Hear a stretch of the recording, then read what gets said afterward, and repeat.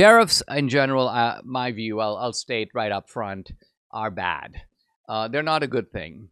And they're not a good thing for the simple reason they are a tax. Tariffs are a tax. They're a tax on particular goods and commodities. And in general, we think that taxation is bad in other areas. Why should it be good in this area?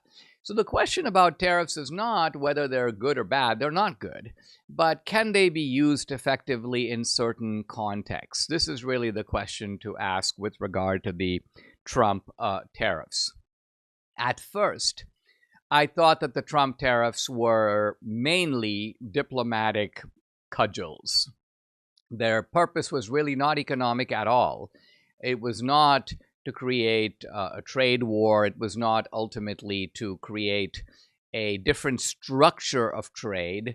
It was a way of sending a message to Mexico and Canada in particular that, hey, listen, stop sending the fentanyl over our borders. Police the border on your side, or we will hit you with some tariffs that will be very unpleasant for you. And I was quite supportive of the tariffs in that sense. But now we have a wider regime of tariffs. Tariffs on the EU, tariffs on China, tariffs on Mexico, tariffs on Canada, with not only the possibility but the reality of retaliatory tariffs. And so now what you have is governments competing with each other by, quote, raising taxes on commodities.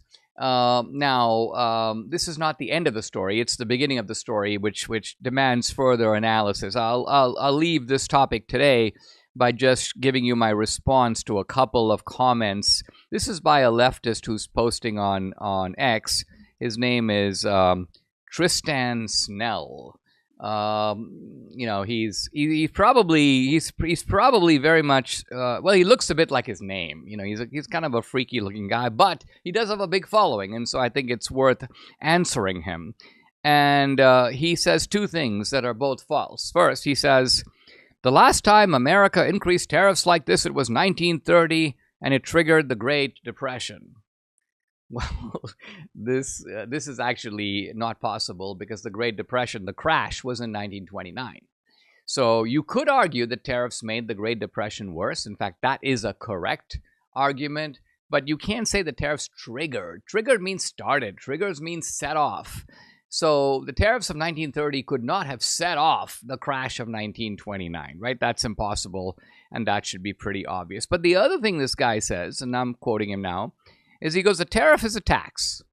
The company that pays it then passes along the cost as a price increase to you. So Donald Trump is raising your taxes 25%. This is a really good example of like an economically illiterate statement on multiple levels. And let me tell you why. First of all, a tariff is a tax. The company that pays it then passes along the cost as a price increase to you. This is a non sequitur, and this is not necessarily true. Let's say, for example, I'm a restaurant, and let's say that the cost of eggs, or the cost of the things that I'm buying that go into the restaurant that I need go up. Does it follow automatically that I'm going to raise the price of the food by that much? No. Why? Because there are many other restaurants. They might be charging less. I've got to pay attention to what other restaurants are charging, because otherwise people may go, well, you know what? It's too expensive to eat over here. I'm just going to go eat across the street. I'm going to eat someplace else. So it doesn't follow. Sometimes when people have increased costs, we have increased costs in making a movie, but the movie ticket is the same, because we can't afford to raise our movie prices because other movies charge less.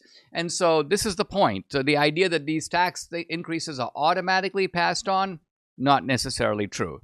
But the second point is even more egregious. So Donald Trump is raising your taxes by 25%. This is a basic error. And here's why.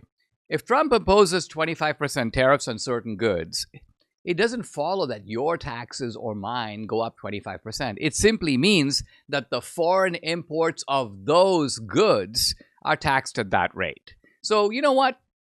We should have a debate about tariffs, and I'm going to try to have a conversation about it here that's not economically illiterate in this way. We've got to look at the way that markets actually work. And we've got to look at the impact of tariffs, not just, by the way, on the cost of goods, because everybody agrees, by and large, the effect of tariffs is going to be to increase prices on those commodities. But tariffs have other effects.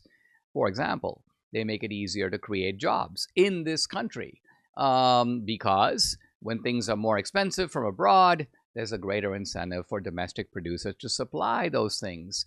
And so if we have tariffs, let's say on lumber, that's actually good for the lumber industry in America. So trying to balance these things that are the effects of tariffs is something I'll be talking about as the week goes on.